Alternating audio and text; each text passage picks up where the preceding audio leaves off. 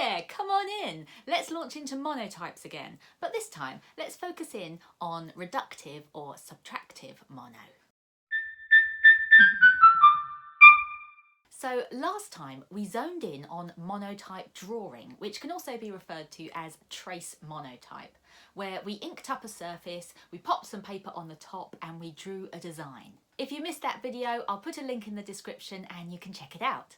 But this time it's all about reductive mono. This is where you ink up a surface but you take away some of the ink before you start printing. Aha! You see, you reduce or you subtract the ink, hence the name. The benefits of this technique, as with so much in printmaking, are in the textures and the marks that you can achieve. It's painterly and spontaneous, allowing for broad sweeps and gestures, but can be smudged and nudged to create highlights, shadows and detail. It's hugely satisfying. So let's see it in action.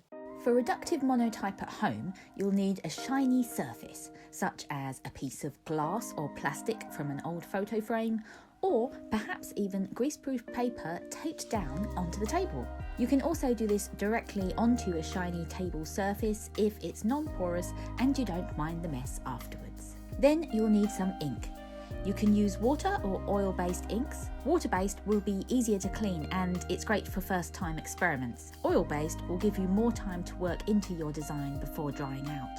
If you have a printing roller, then great, use it. If not, you could try using a mini decorating roller or simply scrape ink downwards into an inky patch using a small piece of cardboard. It may not be a fully even surface, but this might give you some interesting texture in your final print. Lastly, have some paper handy. I'm using plain printer paper, as well as some brushes, kitchen roll and cloths for removing ink and making marks with. Just like with the Trace Monotype, I'm using a small blob of ink. This time though, I am putting it directly onto my shiny glass surface rather than into a tray first. This is because I found it gives me a slightly thicker inky patch and thereby prints a little bit better for me as I'm working at home without a press. Again, I pulled the ink out into a line with a square of cardboard, then used my roller to pull the ink down into an inky patch. As you pull back with the roller, lift it every now and again to let it spin. This makes sure that a different part of the roller always hits the plate and spreads ink evenly. Take your time to get it as even as you can, but don't worry if it's a little patchy. With at-home printmaking especially, the point is to give it a go and just see what happens. You can scrunch a kitchen towel around your fingers to start removing broad inky areas, marking out your general composition. The harder you press, the more ink will come away and the lighter your print will be in that area.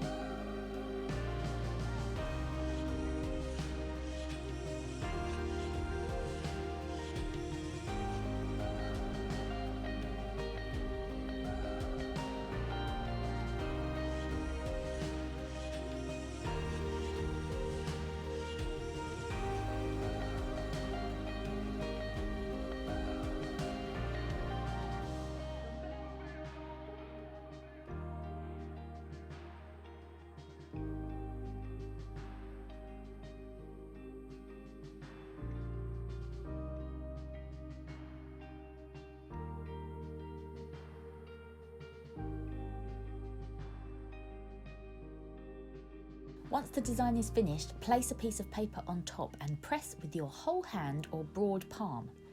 As you might remember from Trace Monotype, if you put any specific pressure onto the paper, using a spoon or such like, it will create an obvious mark.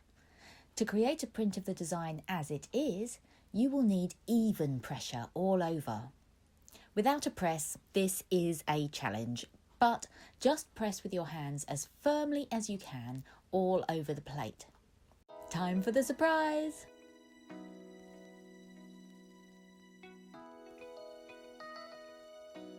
As you can see, without a press, it can be hard to achieve deep tones in a print. But what you can create are amazing textures. I'm super happy with this print, as there are so many varied lines and marks which give a simple composition, movement and energy. To clean up afterwards, just wipe off water-based inks with a damp cloth or use vegetable oil on a cloth to remove oil-based inks. Thank you for watching this video. I hope you found it helpful. If you did, please do consider hitting the like button. It really does help to support the channel and spread the video to other makers. Let me know your thoughts in the comments down below and feel free to ask any arty questions if you have them. I will always do my best to help. Keep making to make happy, and I'll see you next time.